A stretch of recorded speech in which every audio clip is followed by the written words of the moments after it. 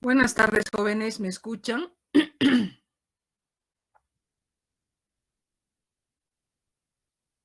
Sí, doctora.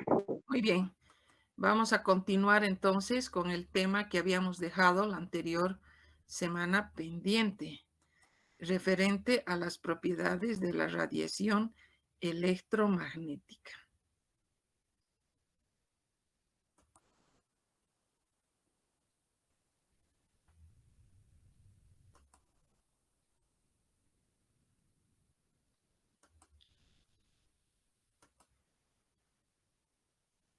Bien, entonces vamos a empezar con algunas características que habíamos visto la anterior clase y nos referíamos a la radiación electromagnética, que constituía un elemento fundamental dentro de lo que nosotros veríamos posteriormente, que eran los distintos métodos, técnicas instrumentales, con el objetivo de conocer la concentración del analito presente en una muestra.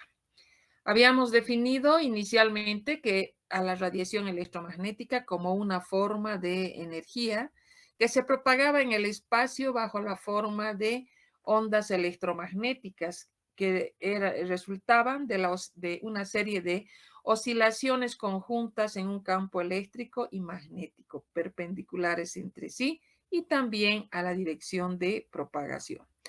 Resumiendo, si nosotros recordamos las propiedades principales de la radiación electromagnética, sabíamos que es una forma de energía transmitida en el espacio a grandes velocidades.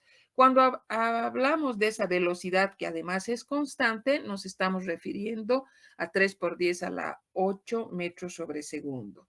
También sabemos que tiene un comportamiento sinusoidal y de partícula, y debemos referirnos a dos componentes fundamentales, el campo eléctrico y el campo magnético.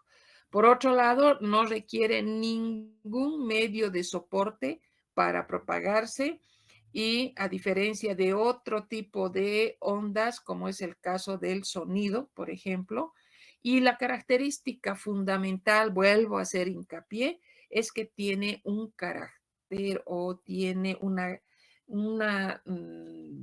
dualidad, es decir, tiene un comportamiento, como dice acá, de onda y de partícula.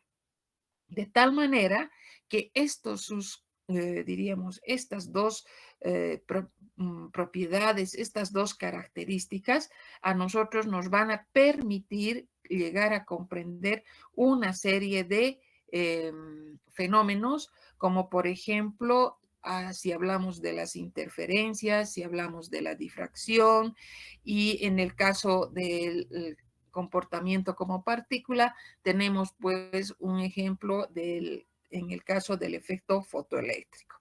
Igualmente, habíamos visto que había que tomar en cuenta por sus características ondulatorias a todos los parámetros ondulatorios que estaban relacionados con la radiación electromagnética desde un punto de vista ondulatorio. Vuelvo a repetir, y acá habíamos mencionado una serie de parámetros como era la amplitud, como era el periodo, como era la frecuencia, como era la longitud de onda, la velocidad de propagación, el número de ondas y la intensidad.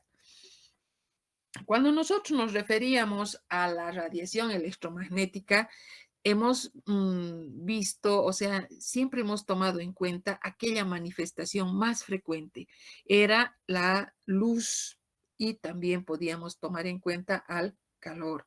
Pero sabíamos que la radiación electromagnética no solamente comprendía estas dos manifestaciones, sino que habían otro tipo de manifestaciones que también eran de naturaleza electromagnética, como eran los rayos gamma, como eran los rayos X, como era la región del ultravioleta, la región del visible, el infrarrojo, la región de microondas y las ondas de radio.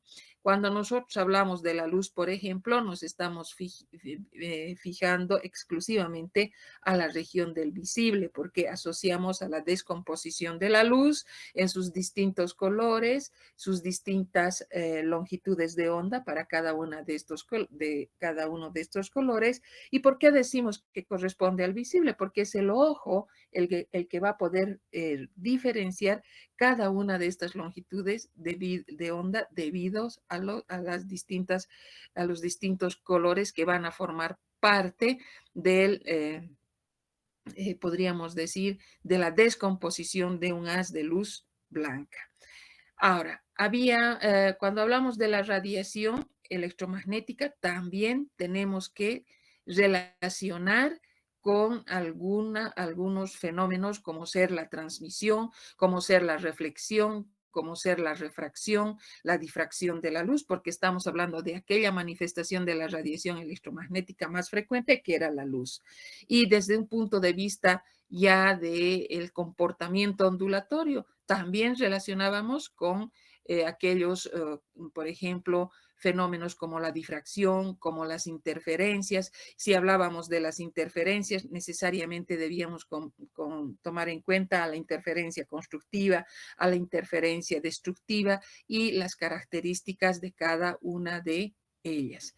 Entonces, y si hablamos de la dispersión, tenemos que referirnos a la dispersión anómala, a la dispersión normal y las características que esta podía y la relación además que podía tener con el índice de refracción. Bien, hemos hecho un ligero resumen de aquellas características, de aquellas propiedades ondulatorias de la radiación electromagnética. En una palabra, resumiendo en pocas palabras, diremos así, aunque la radiación electromagnética se va a propagar como onda, también va a interactuar con la materia. ¿Y cómo lo va a hacer al interactuar con la materia?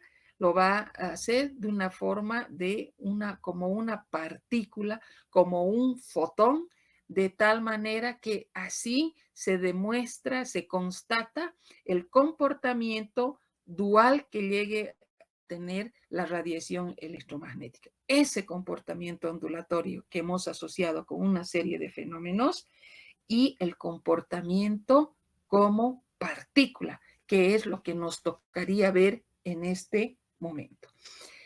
Cuando hablamos entonces de las propiedades mecánico-cuánticas de la radiación electromagnética, nosotros inmediatamente vamos a asociar a lo que es el efecto fotoeléctrico.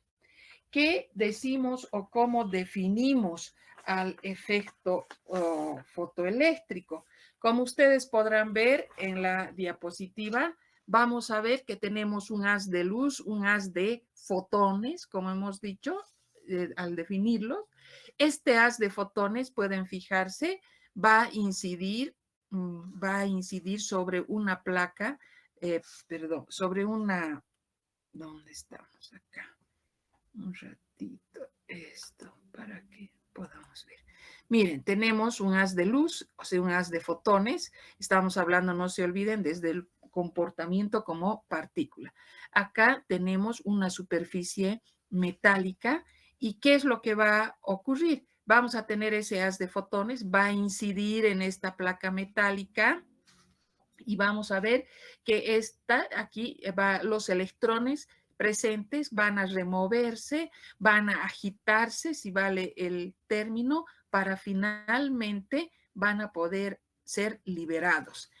Este fenómeno, o sea, vamos a ver que, como pueden ver, estos electrones liberados, solo vamos a poder comprender, solo vamos a poder explicar este fenómeno fotoeléctrico si los fotones van a contar o van a tener la energía suficiente, cosa que no podríamos considerarla, cosa que no podríamos llegar a comprender si nosotros tomamos en cuenta al haz de luz como una onda, con un comportamiento ondulatorio, con sus propiedades ondulatorias. Pero sí, este efecto fotoeléctrico lo llegamos a comprender plenamente con ese comportamiento de la radiación electromagnética del haz de luz como un haz de fotones, como un haz de partículas que van a incidir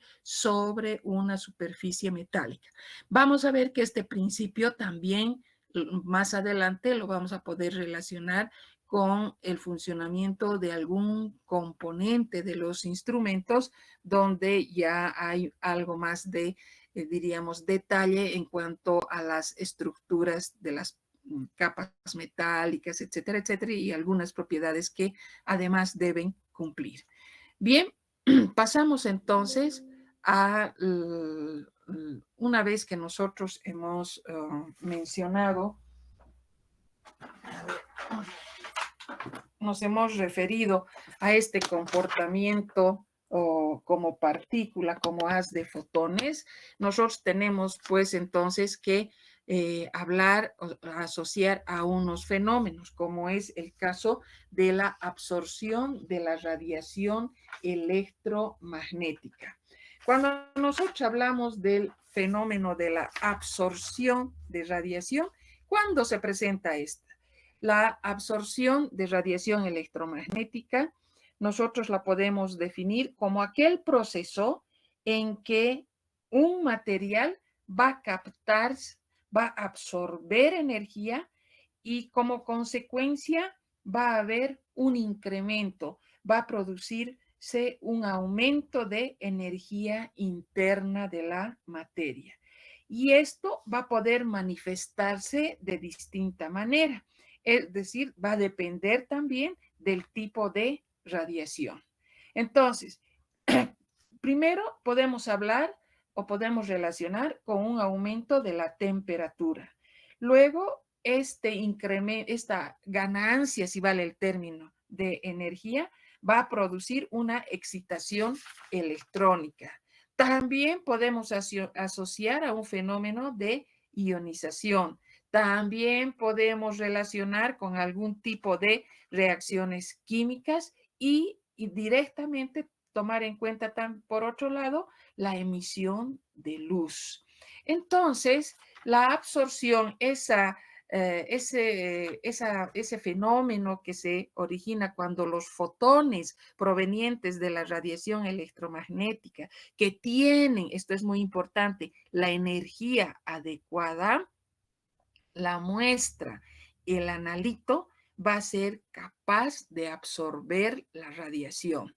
Entonces, ustedes están viendo acá en la gráfica donde nosotros tenemos al átomo, va a producirse la absorción de radiación.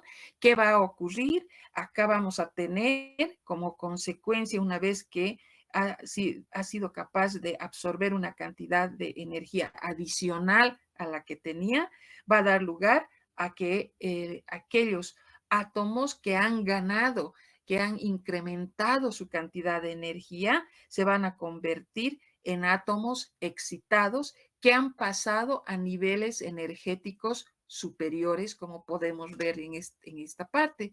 Van a pasar hacia energéticamente a niveles de energía superiores.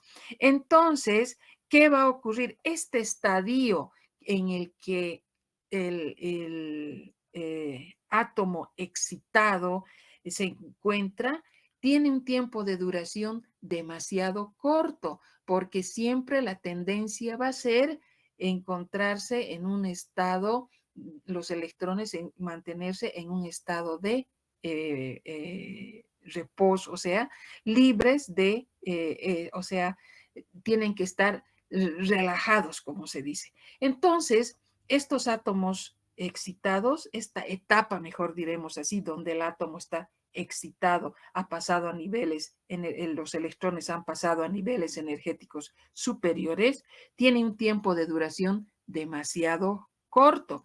¿Y cuál es el objetivo ahora? ¿Cuál es la finalidad? Volver y recuperar su estado fundamental. Entonces, para retornar a su estado fundamental, tiene que producirse un efecto contrario a la excitación, que nosotros lo vamos a conocer o lo vamos a denominar como un proceso de relajación.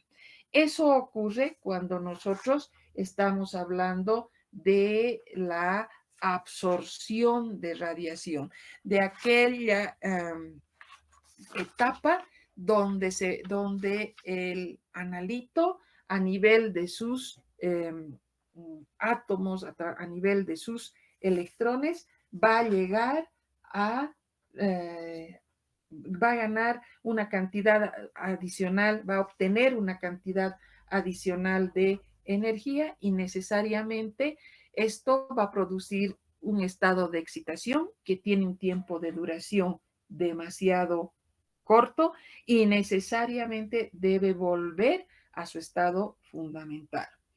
Ahora, además es importante recordar que los fotones de la radiación han tenido que contar con la cantidad de energía adecuada para que la muestra los absorba. Entonces, estos estadios que son demasiado cortos hacen que los electrones se deshagan de esa cantidad adicional de energía que habían ganado al absorber. Y entonces existen distintos mecanismos, distintas formas por las cuales el analito va a volver a través de sus componentes a su estado fundamental. Entonces, hemos hablado que debemos contar con los procesos de relajación. Y cuando hablamos de los procesos de relajación que van a permitir volver nuevamente al estado fundamental, vamos a ver que tomamos en cuenta dos procesos de relajación. Uno que va a ser la relajación radiante y por otro lado vamos a tener la relajación no radiante. ¿En qué se caracteriza cada uno? Un proceso de relajación radiante, ojo, primero, proceso de relajación, ¿qué quiere decir?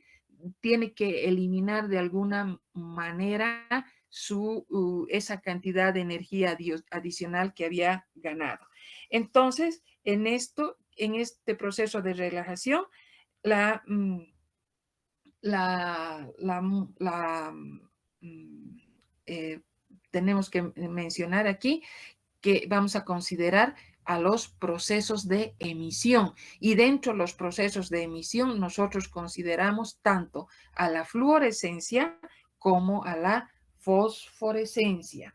Entonces, ¿qué ocurre cuando nosotros estamos hablando exclusivamente del fenómeno de la emisión? Esa radiación electromagnética que se originó cuando las partículas excitadas van a relajarse, van a pasar a niveles energéticos inferiores y como consecuencia van a ceder esa cantidad adicional, ese exceso de energía, la van a eliminar a través de una emisión de fotones. Y cabe recalcar acá que para que se produzca este proceso de relajación, necesariamente tenemos que contar con una partícula, con un átomo, con un analito previamente excitado. Y nosotros en el caso actual que estamos recordando o estamos revisando, estamos hablando de cómo han sido excitados, cuál es el origen de esa excitación del analito, ha sido a través del fenómeno de la absorción de radiación. Han absorbido una cantidad adicional de energía que los ha llevado a un estado de excitación porque se ha incrementado la cantidad de energía y existe la necesidad de volver al estado fundamental porque estos estadios son de un tiempo de duración extremadamente corto, entonces deben retornar. ¿Y qué es lo que hace? El analito aprovecha, podríamos decir, de emitir una forma de energía, va a poder, como se dice, eliminar esta cantidad de energía adicional que había ganado y nosotros también vamos a utilizar, vamos a poder emplear ese hecho de emitir un cierto tipo de radiación. Por eso decimos que van a existir técnicas, van a existir métodos que se van a basar en el proceso de emisión. Es decir, que la radiación electromagnética que se ha originado cuando los electrones que han sido excitados van a relajarse, al relajarse van a pasar a niveles energéticos de menor energía, cediendo su exceso de energía como fotones. Ahora, dentro de estos procesos de emisión, nosotros necesariamente tenemos que considerar dos tipos de emisión o dos tipos de relajación. Los métodos que van a dar lugar a la fluorescencia y a la fosforescencia. Es decir, cuando se absorbe la energía, cuando un átomo que ha absorbido la energía o una molécula o hablaremos de la materia, en otras palabras, ha ganado esa cantidad de energía, va a tener un tiempo de estadía demasiado corto y va a volver por los procesos de relajación, vamos a tener una relajación radiante donde consideramos a la emisión y vamos a considerar acá a dos fenómenos más conocidos como la fluorescencia y la fosforescencia. ¿En qué consiste cada uno de ellos? Ambos procesos son de emisión, como hemos mencionado. Muy importante cuando hablamos de los métodos, porque acá tanto átomos y moléculas han sido excitados a través de la absorción. La emisión que acabamos de describir, la emisión radiante, se produce cuando estas especies excitadas llegan a su estado fundamental. Y necesariamente nosotros tomamos en cuenta al fenómeno de la fluorescencia, que se caracteriza por ser bastante rápida y tiene un tiempo de duración de 10 a la menos 5 segundos, mientras que la fosforescencia tiene lugar en periodos de mayor tiempo, mayores diremos a 10 a la menos 5 segundos. Ambos fenómenos son observados mejor cuando se toma en cuenta un ángulo de 90 grados del haz de excitación. Ahora, nosotros a partir de estos dos fenómenos, como ser la fluorescencia y la fosforescencia, nosotros si nos referimos al primer caso de la fluorescencia a ver, un ratito, aquí tenemos, hablamos de la fluorescencia, que hemos dicho que la diferencia fundamental entre la fluorescencia y la fosforescencia va a ser pues que ambos obviamente son procesos luminosos. Hay una emisión de luz, perfecto. Entonces, ¿y en qué se diferencian? En el tiempo de duración. En el primer caso, en el de la fluorescencia, tenemos un tiempo de duración que va a ser menor a 10 a la menos 5 segundos. Inclusive se puede considerar hasta menos 9 segundos. Y en el segundo caso de la fosforescencia se utiliza pues un tiempo que va a ser ya no va a ser este fenómeno se va a llevar a cabo con bastante rapidez, sino toma en cuenta tiempos mayores en que tarden, o sea, tomarán tiempos mayores para emitir la luz y que dure todo el proceso que involucra este fenómeno. Entonces, ahora, cuando nos referimos netamente a la fluorescencia, tenemos dos tipos de fluorescencia. Una va a ser la fluorescencia de resonancia y otra va a ser la fluorescencia no resonante. Para comprender esto, tenemos que recordar que para que exista la fluorescencia debemos asociar inmediatamente el concepto de la emisión. Y para que se produzca la emisión de radiación, a su vez tenemos que considerar dos rayos. Una radiación que ha sido capaz de excitar al analito para que éste posteriormente pueda emitir una señal. Entonces, estamos contando con una radiación que va a excitar, perdón, y otra que va a ser capaces de emitir.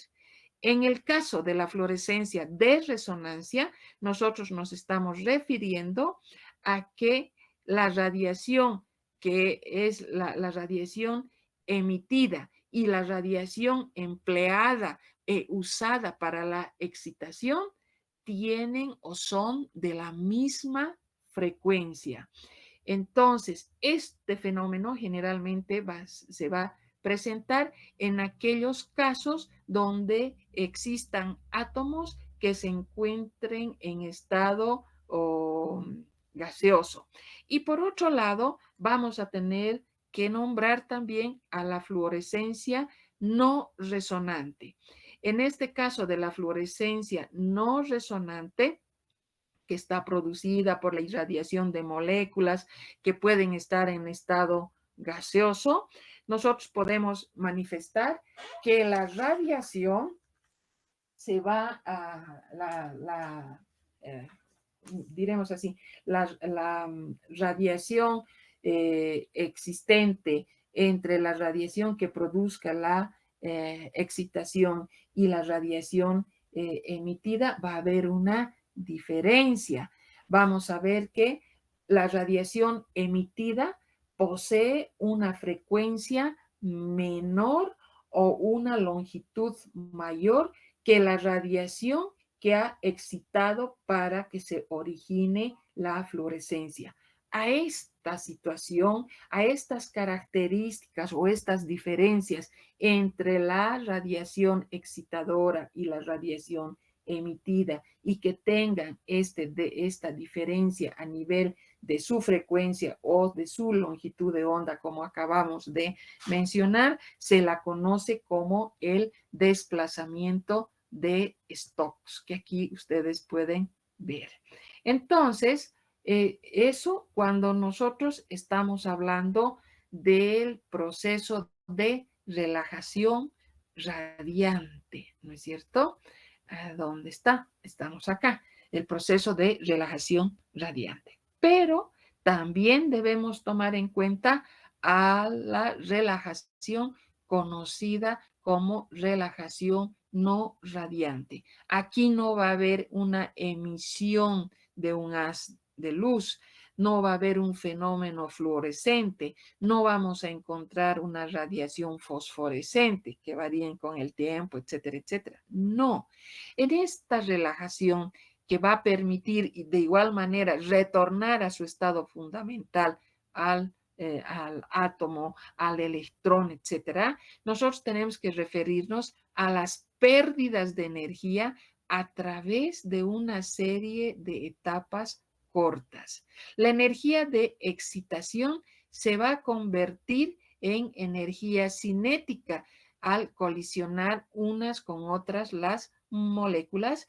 y como consecuencia va a producirse un aumento de temperatura del sistema. Se va a incrementar la temperatura del sistema. Como verán acá, se cumple el nombre que dice no radiante, sino aquí ha habido más bien un incremento de temperatura en todo el medio. ¿Qué ocurre? La cantidad adicional de energía que se ha ido a ganar no ha sido emitida. Aquí se ha transformado, podríamos decir, esa energía de excitación se ha convertido en energía cinética. Eso caracteriza entonces al proceso de relajación no radiante.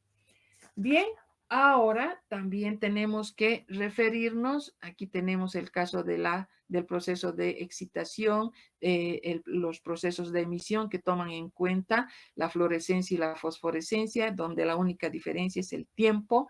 Acá igualmente tenemos y hablamos sobre el fenómeno de la fluorescencia, donde es resonante y no resonante. Hemos mencionado entonces resonante cuando tiene la misma frecuencia para ambos tipos de radiaciones, aquella excitadora y también la que llega a emitirse. Y la no resonante es la que se presenta, si bien es con menor frecuencia, pero está igualmente presente. Vamos a ver que tiene una menor frecuencia que la radiación excitadora, esta cuando nos referimos a la fluorescencia no resonante. Bien, ahora nos vamos a referir a lo que es la radiación térmica o la radiación de cuerpo negro. ¿A qué se refiere este tipo de radiación o cuándo se presenta este tipo de radiación térmica? Este tipo de radiación térmica nosotros la podemos explicar a través de que la luz emitida por el calentamiento de los objetos va a ir desde el calor, o digamos, rojo en un inicio hasta el blanco, ¿no? Dependiendo la temperatura a la que lleguen. Entonces, a esto se denomina la radiación de cuerpo negro.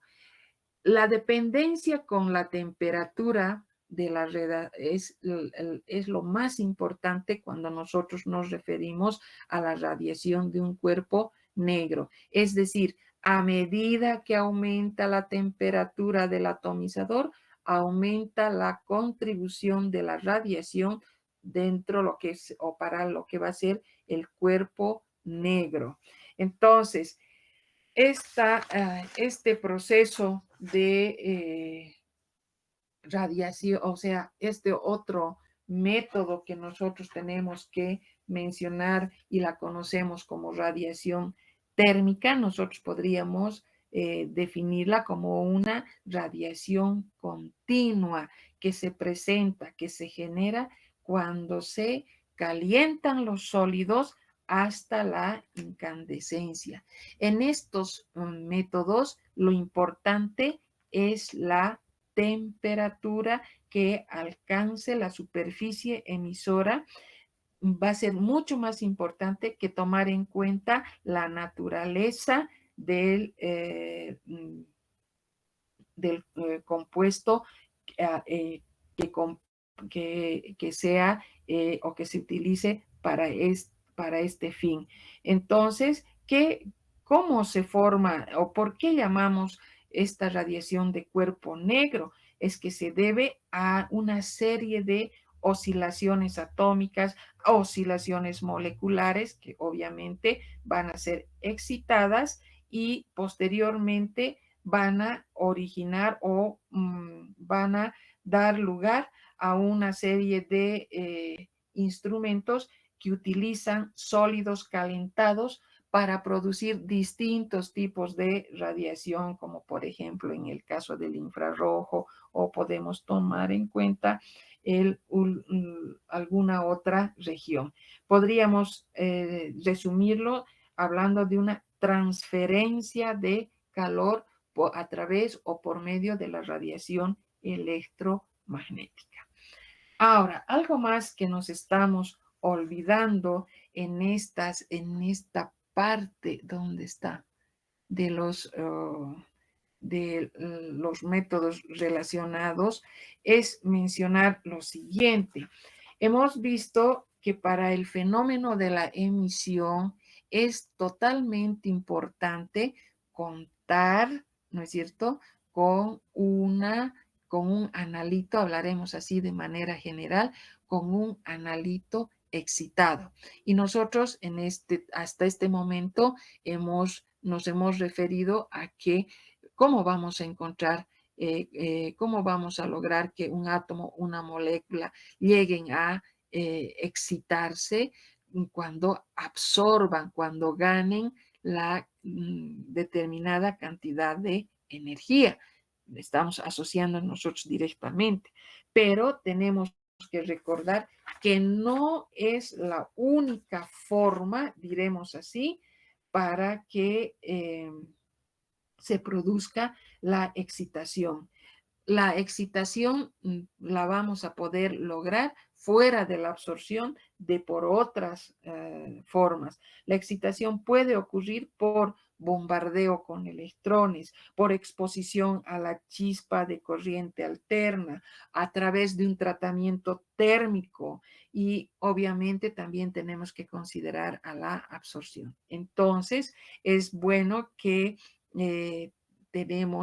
o tengamos bien clara que la idea de que la excitación no solamente se debe a la absorción de radiación electromagnética, sino tenemos que hablar de fenómenos como el bombardeo con electrones, la exposición a la chispa de corriente alterna o finalmente hablar de un tratamiento térmico en arco o también utilizando la llama. Esos son, diríamos, mecanismos que igualmente van a lograr o a través de los cuales vamos a conseguir lograr excitar a la materia, excitar al analito, excitar a la molécula o al átomo o a sus respectivos electrones como hemos mencionado. Bien, de esta manera nosotros vamos a terminar nuestro tema y pasaríamos a un siguiente tema que se refiere al ya hablaríamos de los componentes de los equipos dentro de lo que se va a utilizar para los distintos métodos que vayamos a utilizar. Entonces, veremos esto un ratito. Ojalá podamos adelantar.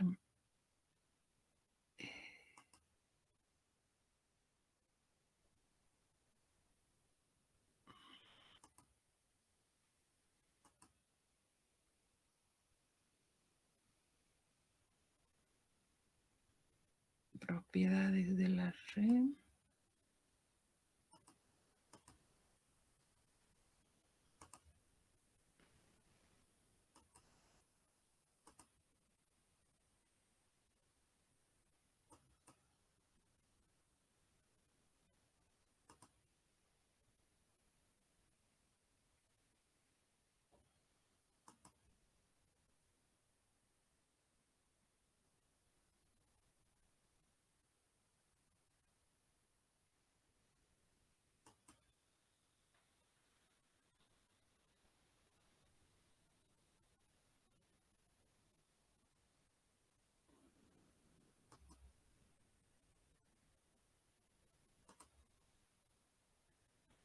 Pueden observar, jóvenes. Ya. Pasamos entonces a ver, este es nuestro siguiente tema. Vamos a ver una partecita nada más que se refiere a los instrumentos empleados en espectroscopía óptica. Ya posteriormente nos vamos a referir a cada uno de los componentes que vayamos a encontrar y vamos a llegar a justificar por qué hablamos de espectroscopía, por qué hablamos de óptica, etcétera, etcétera. Entonces, nuestro tema va a tomar en cuenta una ligera introducción. Vamos a ver a los instrumentos empleados en espectroscopía. Vamos a ver que los componentes de los instrumentos que se utilicen dentro de este campo. Vamos a clasificarlos como a las fuentes de radiación, vamos a contar con los selectores de longitud de onda, vamos a tener recipientes a que contengan la muestra, vamos a hablar de los detectores y finalmente tenemos que tomar en cuenta a los medidores. Entonces, vamos a empezar con una ligera introducción y vamos a referirnos a lo que ya habíamos visto tal vez en algún otro tema anteriormente, y decíamos que aquellos métodos instrumentales que nosotros empleemos para la cuantificación, para encontrar la información que nos proporcione sobre la cantidad de un determinado analito presente en una muestra, utilizan o funcionan, como se dice, dentro tres regiones del espectro electromagnético. Nosotros habíamos visto en el anterior tema que el espectro electromagnético, si bien tenían aspectos comunes, como ser la propiedad de tener características ondulatorias, de partícula, eran formas de energía, pero para nosotros, de todas estas regiones que hemos nombrado, que hemos visto dónde se originan, dónde actúan, eran tres las que nos interesan, o son tres las de interés dentro de lo que va a ser la aplicación de las técnicas que vamos a ir desarrollando en nuestra materia. Y esas tres regiones van a ser la región del ultravioleta, la región del visible y una pequeñísima porción, fracción, diremos así, de la región del cercano infrarrojo. Entonces, ¿qué característica tienen generalmente la región del ultravioleta y del visible? Que vamos a tener la energía a través de llega hacia los electrones externos o de valencia. Entonces, desde ese punto de vista, nosotros vamos a utilizar, vamos a ver que existen componentes que son muy parecidos, pero en ningún momento van a ser los mismos componentes. Por eso decimos que son componentes parecidos, pero no iguales. Y dentro de los equipos que nosotros vayamos a tomar en cuenta, vamos a tener a los espectrofotómetros, vamos a tener a los fotómetros que están relacionados con los fenómenos de absorción, con los fenómenos de emisión y tomando en cuenta la fluorescencia. Entonces, estos tres fenómenos van a originar a métodos que nos van a permitir determinar, calcular, llegar a encontrar, en otras palabras, la concentración de un analito presente en una muestra. Acá tenemos entonces unos esquemas, unos diagramas de los componentes que vamos a encontrar en los equipos que estén, como se dice, empleados, que se los pueda emplear en el caso, por ejemplo, de los fenómenos que son tres. En primer lugar, vamos a tener a la absorción, luego vamos a hablar de la emisión y luego vamos a referirnos a la fluorescencia. Entonces, nosotros acá en esta primera instancia tomamos en cuenta a 5 componentes y vamos a tener una fuente de radiación. Vamos a contar con un selector de longitud de onda, vamos a tener un recipiente que contenga a la muestra, que va a ser el analito, vamos a tener un detector y luego vamos a tomar en cuenta al procesador de señal y que además incluye al dispositivo o al sistema de lectura. Si ustedes se fijan, tenemos 1, 2, 3, 4, 5 componentes. Pasamos al segundo o diríamos esquema donde vamos a encontrar acá a un equipo donde el fenómeno por el que vamos a realizar la determinación va a ser el fenómeno de la emisión. Anteriormente hemos hablado de la absorción. Entonces, acá tenemos que considerar dos aspectos importantes. Nosotros teníamos aquí una fuente de radiación, ¿se acuerdan? A partir de esta fuente de radiación se va a emitir una señal. Esa señal, esa señal va a estar conformada por una serie de longitudes de onda. Va a existir un componente acá que va a ser capaz de seleccionar, por eso dice selector de longitud de onda. Puede ser de distintos modelos, etcétera, etcétera. Entonces, va a elegir aquella longitud de onda óptima. ¿Cuál va a ser esa longitud de onda óptima? Aquella que interactúe con el analito de mejor manera. ¿Y dónde está el analito? El analito está en un recipiente, está en una cubeta que podrá tener distinta forma, etcétera, etcétera, y obviamente tendrá que cumplir con ciertas condiciones.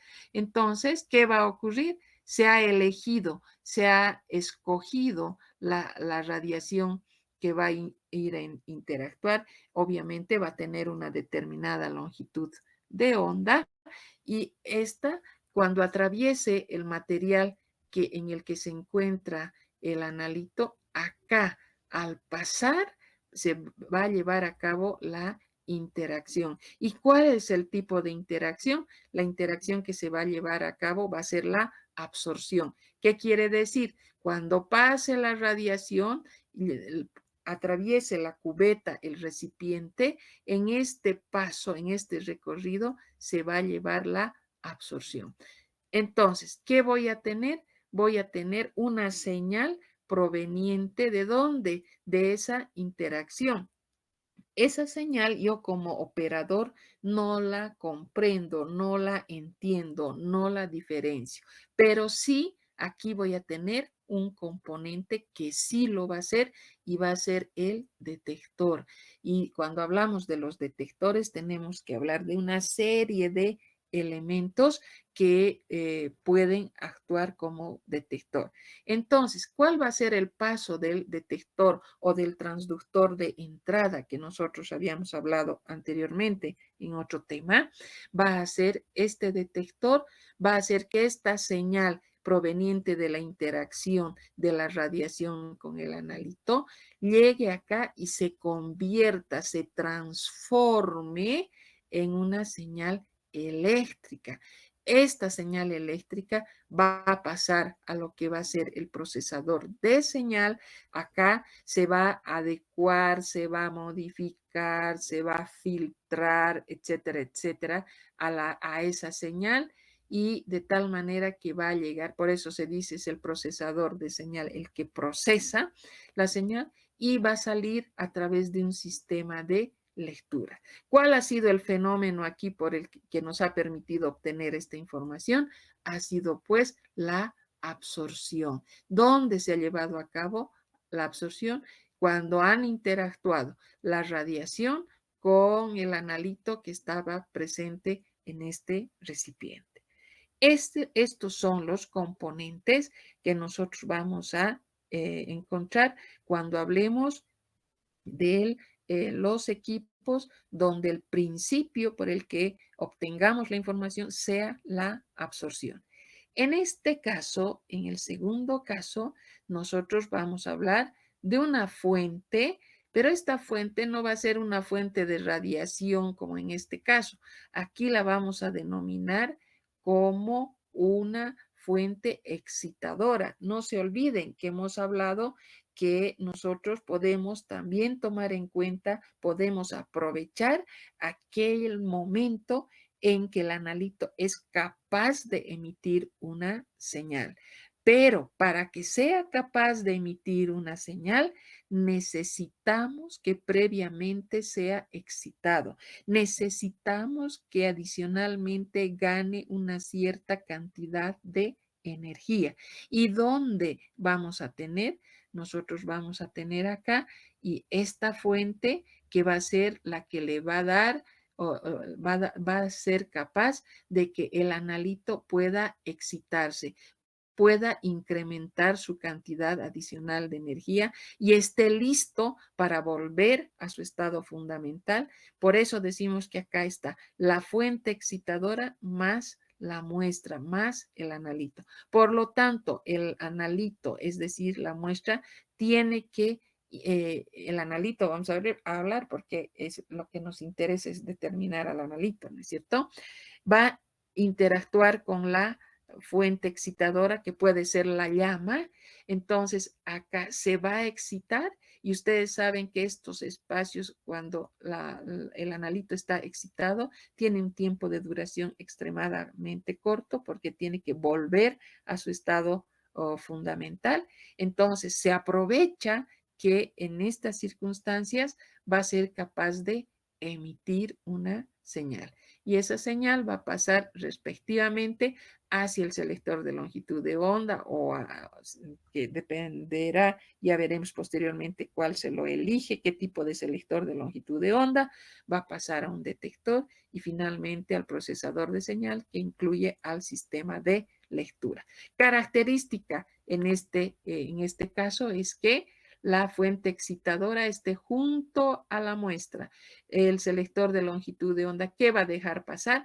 Va a dejar pasar la señal emitida por el analito y va a dejar que va a sostener, va a evitar que pasen aquellas señales provenientes de la fuente excitadora, que no se, o sea, son aquellas señales que van a provenir de la fuente, de la llama, mejor dicho así, para que me entiendan. ¿Y quiénes van a lograr pasar para ser medidos? Las señales, la radiación que ha sido capaz de emitir el analito, porque el analito ha tenido que estar en contacto con una llama, si vale el término, y la llama va a tener pues sus distintas longitudes de onda. Entonces, esas son retenidas y ¿quiénes van a pasar? Las correspondientes al analito. Pasará a un detector, se transformará, llegará a un procesador de señal y a un sistema de lectura.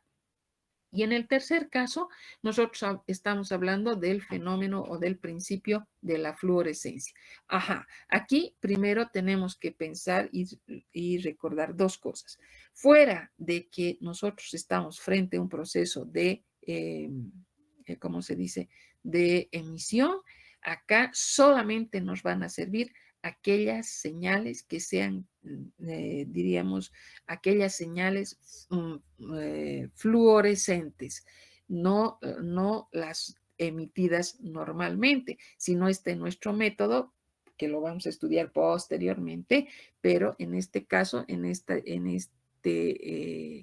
croquis que tenemos de este tipo de equipo, nos interesa para la medición aquellas que van a llegar al detector van a ser provenientes de aquellas señales, diremos así, para que ustedes entiendan, que tengan o que cumplan con el principio de la fluorescencia. Entonces, ahí, ¿qué es importante? La posición en la que se encuentren los respectivos componentes. Tenemos al analito con sus respectivos sus selectores de longitud de onda, hay un ángulo de 90 grados, tenemos la fuente y solo van a pasar hacia el detector aquellas señales que son las fluorescentes. El resto va a quedarse tanto en la parte del el selector de longitud de onda que va a llegar a la muestra, ¿no? Que va a dejar pasar solamente aquellas que van a llegar aquí, aquellas que nos sirvan, aquellas que podamos utilizar, aquellas que sean capaces de emitir una señal fluorescente. Y obviamente contamos con los mismos componentes como el selector de longitud de onda, el detector y el procesador de señal. Bien, vayamos a hablar, ¿qué hora tenemos? Algo más. Ahora hablaremos de los componentes de los instrumentos. Dentro de los componentes de los instrumentos vamos a tener a las fuentes de radiación, los selectores de longitud de onda, los recipientes para la muestra, los detectores y los medidores. Volveremos aquí para ubicarnos. La fuente de radiación el selector de longitud de onda, el recipiente que contiene a la muestra, el detector y el dispositivo de lectura que contiene al procesador de señal, ¿no es cierto? Entonces, vamos a tener acá, hablaremos primero de las fuentes de radiación. Estas fuentes de radiación deben tener ciertas condiciones y dentro de las condiciones de una fuente de radiación o dentro de los requisitos para ser considerados como fuentes de radiación, deben cumplir con que primero deben ser capaces de producir una señal que sea suficiente, que tenga la suficiente potencia. Esta potencia tiene que ser estable y tiene que ser constante. Entonces, antes de pasar, quiero que aquí explicarles esto. Tenemos el esquema donde contamos con la fuente de radiación. Esta fuente de radiación nos acabamos de mencionar que tiene que tener condiciones como ser la suficiente potencia y debe ser estable, ¿no es cierto? Eso es lo que hemos visto cuando hemos hablado. Debe ser una señal que sea, debe producir una potencia suficiente y debe ser estable y constante. ¿Por qué debe reunir esas condiciones? A ver, vamos a explicar.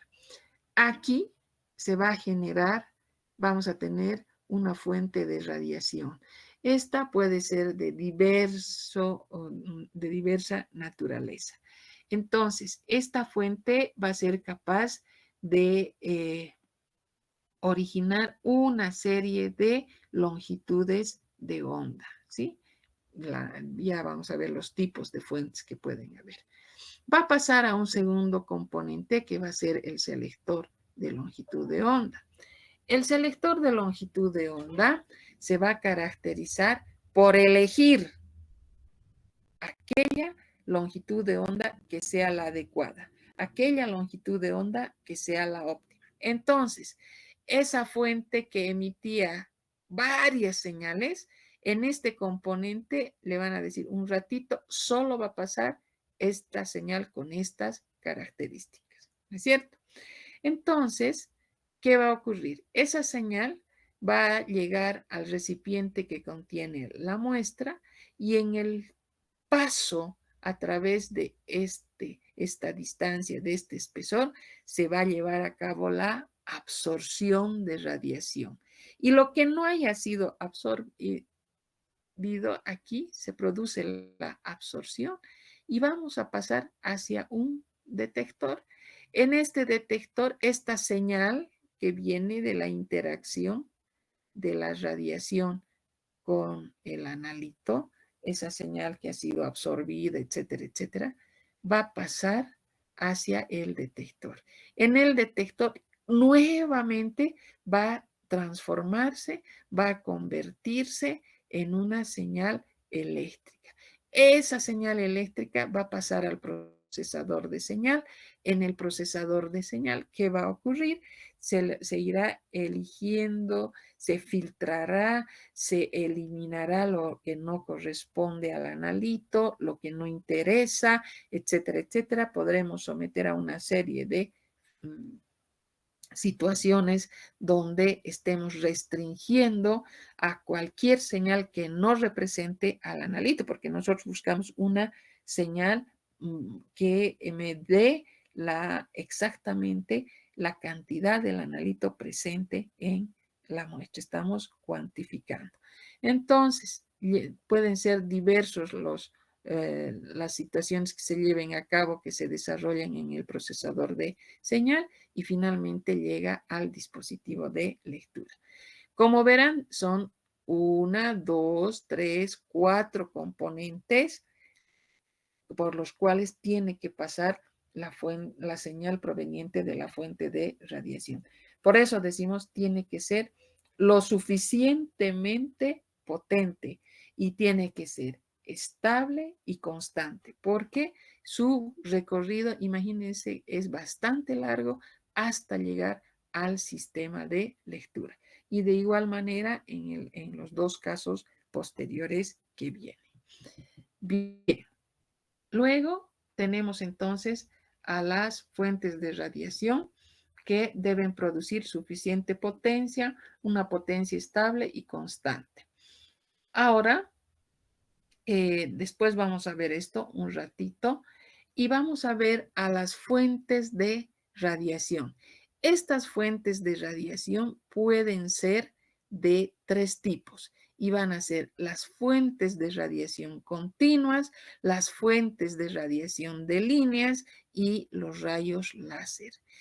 Estos tres tipos de fuentes van a ser capaces de ser empleadas, usadas en estos equipos conocidos o fabricados para que nos proporcionen la información, realicen la medida empleando o utilizando como principio la absorción de radiación. Y también hemos mencionado en un principio del tema de que nosotros consideramos tres regiones: la región del ultravioleta, la región del infrarrojo y la región la región del cercano infrarrojo, la región del visible y la región del ultravioleta. Las fuentes continuas, como su nombre dice, emiten una o varias longitudes de onda dentro de un amplio rango de longitudes de onda características. Para la región del ultravioleta podemos considerar a las lámparas de deuterio, a las lámparas de argón, xenón y mercurio. Para la región del visible exclusivamente utilizamos lámparas que estén construidas en base al filamento de tungsteno. Y podemos utilizar para el infrarrojo sólidos inertes calentados entre 1500 y 2000 grados Kelvin.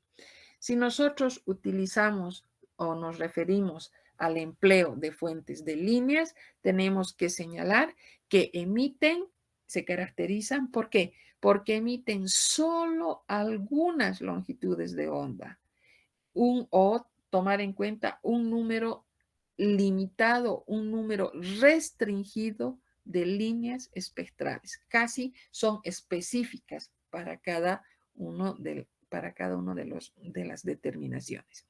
Se las considera a las lámparas de vapor de mercurio y de sodio y también se las toma en cuenta a las lámparas de cátodo hueco y aquellas que sean de descarga sin electrodos. Y finalmente tenemos a los rayos láser, que se caracteriza los rayos láser por tratarse de radiaciones muy intensas y coherentes y están basados en la emisión estimulada de radiación, de tal manera que deben tener tres características: la monocromaticidad, la coherencia y existe una emisión en dirección definida. Por lo tanto, nosotros podemos señalar que las fuentes de radiación van a ser elegidas. Primero, se las va a clasificar en tres tipos.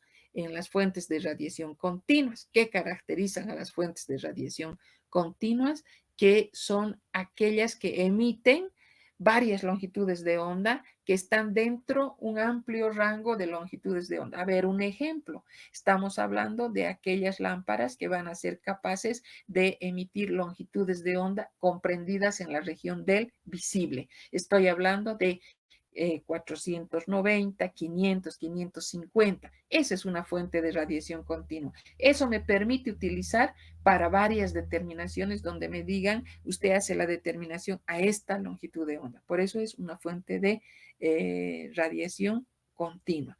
Pero si yo hablo de la región de unas fuentes de líneas, dicen, ojo, emiten solo alguna longitud de onda o un número muy limitado. Por eso decimos que casi son específicos para cada determinación. Y en última instancia, se pueden considerar como fuentes de radiación a los rayos láser, donde estos tienen que guardar las características respectivas de ser altamente monocromáticos, tienen que tener coherencia y la emisión es en dirección definida. Los rayos láser están basados en la emisión estimulada de radiación y la característica fundamental de estos rayos que se trata de una radiación altamente intensa y coherente. Vamos a quedar acá para continuar la próxima clase con con la descripción de todo el resto de los componentes que nos faltarían. Que tengan un buen resto de la tarde, jóvenes. Hasta luego.